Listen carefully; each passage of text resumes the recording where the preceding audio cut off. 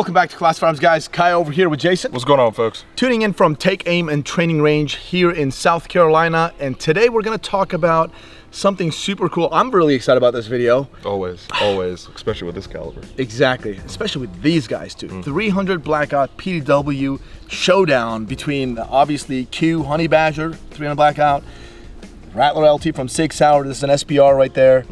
And the Scar 15P, all chambered in 300 Blackout. They're legendary, and they're kind of comparable in prices too. They're kind of up there. Yeah. But yeah, again, he can afford it. You and I can only admire it from a distance. We can all save to be excellent. So starting off with the Honey Badger, right? That's the only one that's kind of like not the same as the other two, right? A little bit different. A little bit different. This one is DI, so of course you got that 7.75 inch barrel, 1 in 5 fast twist. Of course, you know, they basically came up with the round, so they maximized the expression for this platform, and then everybody else caught the wave and started doing their own. So of course we're gonna match these apples to apples when it comes to suppression. Number one, you're gonna use a Trash Panda for all of them, but taking it and see which one actually reigns supreme. So yeah, absolutely. And so we're definitely making apples to apples with the suppressor, but when it comes to operations, as you said, that's direct impingement, which means there's a gas tube in here that gases go through into the bolt, and basically craps where it eats. Yeah. That's what they say, right? Then we have short stroke piston driven systems. These are adjustable gas blocks, right? So they can adjust, you can adjust them from suppress or non-suppress normal fire. There's a piston right here, just strike face, sends the bolt back, and they're all captured bolt system. You can actually fold the stocks or collapse them, whatever you want. Not one of those buffered systems. Right. Short barrels, obviously great for 300 Blackout. That's about it. I have plenty of experience with these two, not so much with the Scar 15P. What we're gonna do today is we're gonna base our opinion on which one is better. We're gonna rank in top 3, right? Yeah. Based on the shootability, like, you know, how the gun feels overall ergonomically in our hands, and also how it feels when we shoot them. The obviously gas back to the face with the suppress fire, the recoil impulse, you know how that trigger feels overall, just overall feel of it. What do you think? Let's do it. All right, guys, Q Honey Badger, Trash Panda over here. We're gonna go with subsonics. Honestly, we're gonna go ahead and skip the whole supersonic stuff. They're short barrel, 300 Blackout suppressed. They're meant to be shot, obviously subsonic. So there it is, MacTac 200 grains. This magazine is a little bit sketchy, but let's see if it works right. At least it feels sketchy.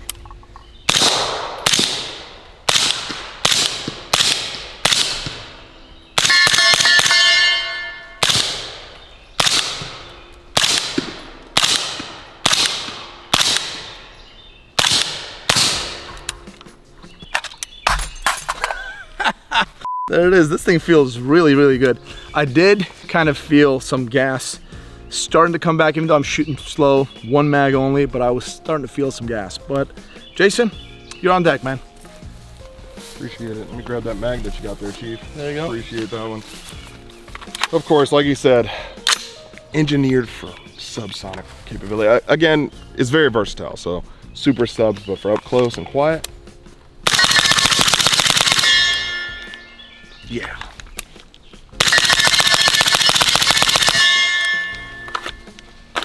Again, a little bit of gas to the face, especially with shooting a little faster, but other than that, this thing shoots like a dream. Easy, controllable. Got to write home about the OG. Let's move on to the Rattler LT. All right, Rattler LT from 6 Hour with the same exact suppressor. Let's see how this thing works.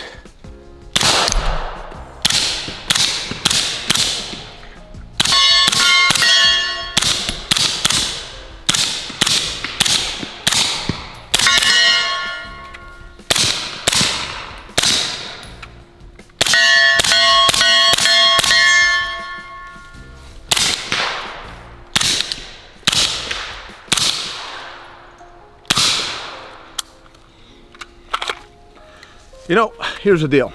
If you're one of those people who say, oh, it's a DI gun, yeah, you'll get gas back to your face, but if it's a piston gun, you're not gonna get any gas back to your face. That's not true.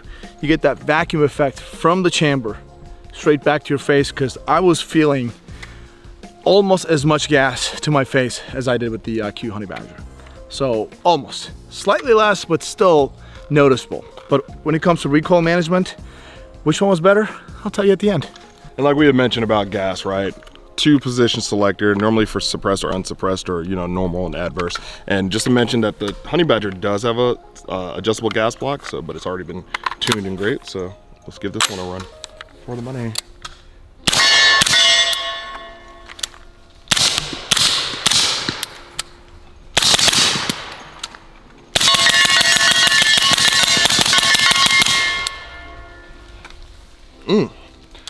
Eyes a little water. Other than that, soft, easy, good to go. Again, we're gonna hold our thoughts, but let's move on to the 15P. All right, FN Scar 15P, and if you guys notice that I don't have a suppressor on here, I will use it. I just want to show you guys a quick educational couple of rounds. Real short barrel, even though it's subsonic 300 Blackout, if you shoot it unsuppressed, it is very loud and very concussive, especially through this cherry bomb. Just kind of demonstrate that real quick.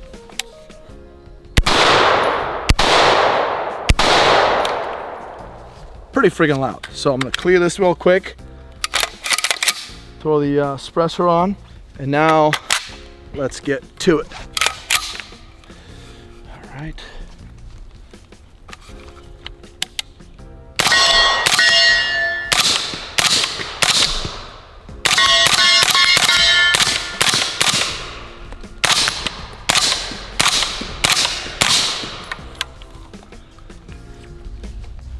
Okay, a lot more gas with the FN, for sure. But man, I'm kind of impressed. Jason, give it a try, man. It's actually pretty cool. Again, the Scar 15P, that PDW contract that went out, and finally, I mean, the PDW contract was the SCW, but you get the gist of this commercial version.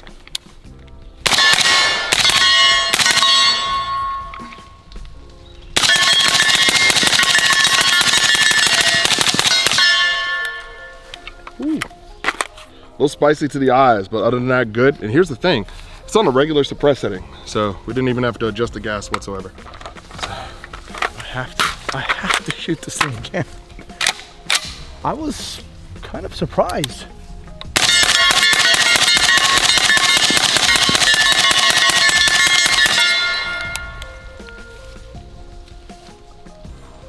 Let's get back to the bench.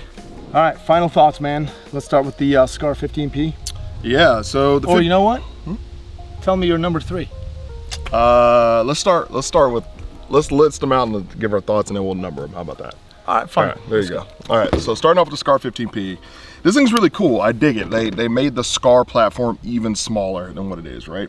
There are some nuances about it. It is clunky, like to hold in the hand. Now, when I say clunky, I'm not as a knock. It's just this material, it just is. Like, it's so much to grab onto. You try to grab that top. Obviously, this is non-reciprocating, so that's great. Imagine if this reciprocated. It just wouldn't work. There's no way. You know what? Either way, the warranty is voided on this one. No, it's not on this one. I mean, what's so special about this one? Because it's 300 Blackout. Yeah, I don't know. FN, what do you think? Come on. Let us know. But shout out to FN. But other than that, this thing feels really good. Like, the recoil impulse is cool. I dig it. But then we noticed something. We had a huge vertical pattern when it came to how it was.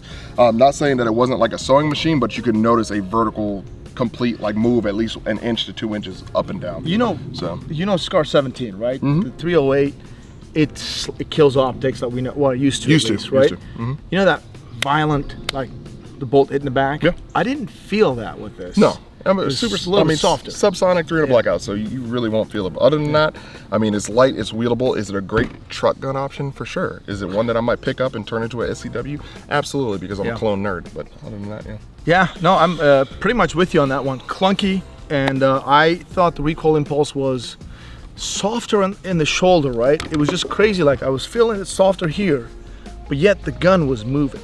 So it did move up and down, not left and right. Like, the wind is just fine, up and down.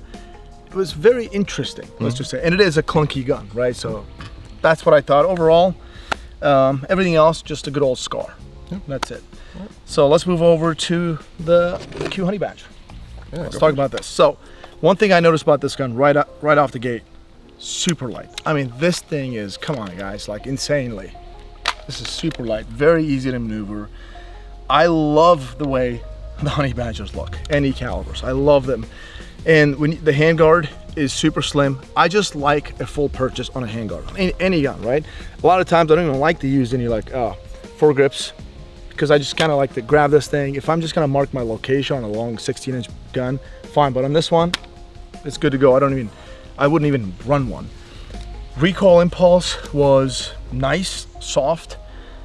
Overall, the shooting experience with this thing was really, really good. Again, it's super light. You can just run this thing. Recoils, for what it is, the weight-wise, it's very light recoiling gun.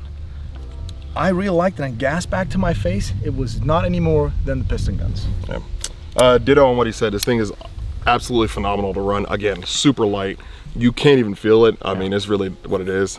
But to keep this thing on target took absolutely zero effort. To me, this is one of the best recoiling ones on the table, and I own 2 of these personally. Yeah. So this thing just really takes the cake. And again, like gas back to the face, we're using the can, back pressure, vacuum effect. There is going to be a little bit of gas, but this is the only one that did not gas me out to the eyes. So really? Yes. I felt like they're all about the same, but I expected more from the Honey Badger because it is a DI gun. So technically you get more, but I did not. So that just says a lot. But yeah, very, very good option. Let's move over to the SIG MCX Spear, Rattler LT. Right here, this thing is heavier than the, both of them. All of them, yeah.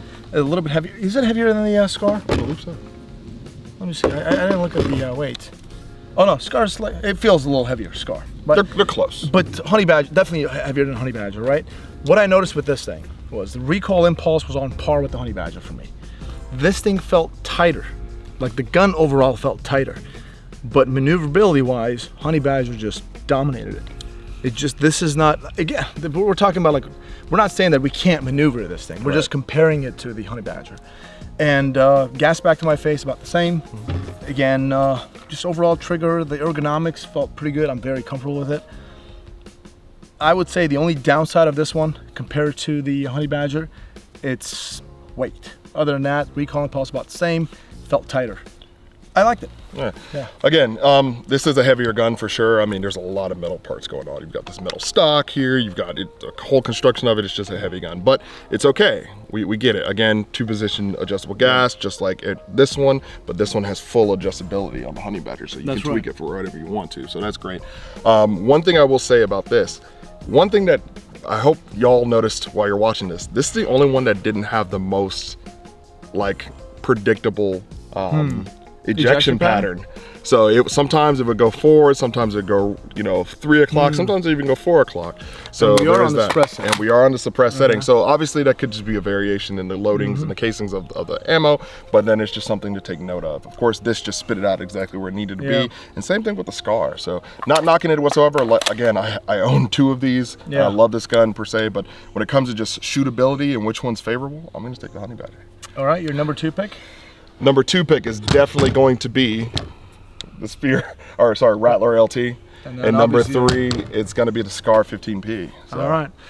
You know what? I'm actually there. Like we have an agreement there. And the reason I picked the Honey Badger as my number 1 pick, because how light that thing is. And for how light it is, I felt the same recoil impulse as my heavier Rattler LT. And I own the Rattler LT personally. I bought it. It is my PDW. It is my bedside gun, basically. I keep it at home, right? So I own the gun. I trust the gun. And the gun runs incredible. It does. Right? So we're not knocking the Rattler LT. It's my number 2 pick, obviously. But Honey Badger did. It's just got that edge. Yeah, it's just, sometimes just keeping things simple, stupid just works better, and that is key to say. It's light. I like how light that is. Like for me, when a gun is that light, it should be recoiling more than my heavier counterpart right there, right? But it's not. It's about the same. And for what it is, DI gun, I get less gas back to my face. Well, and number 3 would be obviously my Scar 15P. So let's talk about this for a second. Remember, that one's set on suppressed setting. This one is, optimized for the load. This one's on regular setting, and the recoil impulse is very vertical. So imagine if we turn it over to more adverse, how even more radical the recoil impulse would be. So yeah, it's, again, none of these guns are bad. They're absolutely incredible. If you can actually just coin toss and grab one, you'd be winning. Either one of these on your bedside or in your truck, whatever, you'd be winning. But we're just kind of splitting hairs over here. For me, Scar 15P was just more robust, and it had that weird recoil impulse. Yeah. So that being said, that's my number 3 pick. There you go. Let us know your thoughts in the comment section, guys. Do you have any experience with these 3 guns? And if you do, what are your thoughts? Yeah, which one would you pick? Yeah, based on what you, even if you don't have any experience, you guys watched us. Based on what you saw, what do you think? Which one recoiled less to you guys? Again, we're talking about felt recoil here. It could just look differently to you guys. And let us know your thoughts in the comment section. And also,